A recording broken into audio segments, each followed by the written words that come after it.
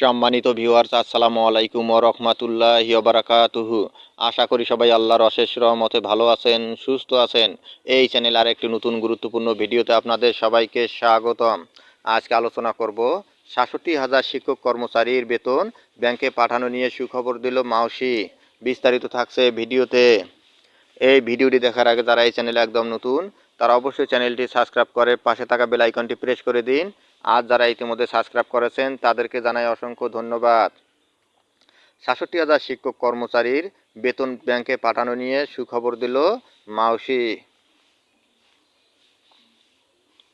বেসরকারি শিক্ষা প্রতিষ্ঠানে কর্মরত এমপিভুক্ত ৬৭,০০০ শিক্ষক কর্মচারীর ডিসেম্বর মাসের বেতন ব্যাংকে পাঠানো নিয়ে সুখবর দিয়েছে মাধ্যমিক ও উচ্চ শিক্ষা অধিদপ্তর মাওসি।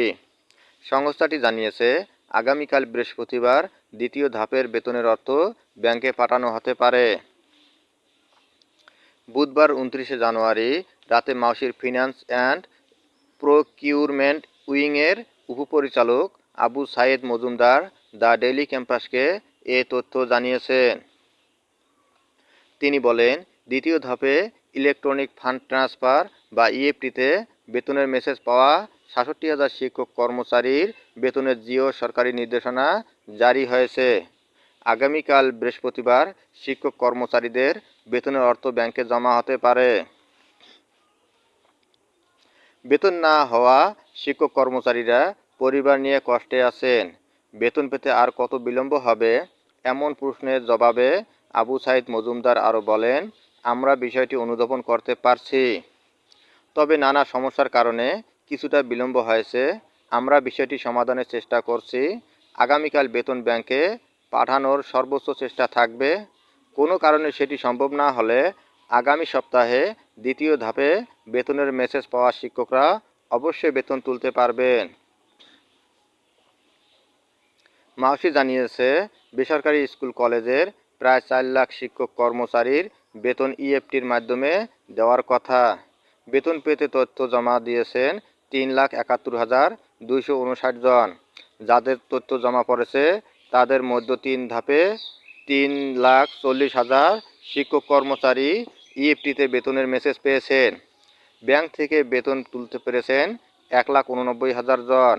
সে হিসেবে এখনও ১,৫১,০০০ শিক্ষক কর্মচারী ব্যাংক থেকে টাকা উত্তোলন করতে পারেননি।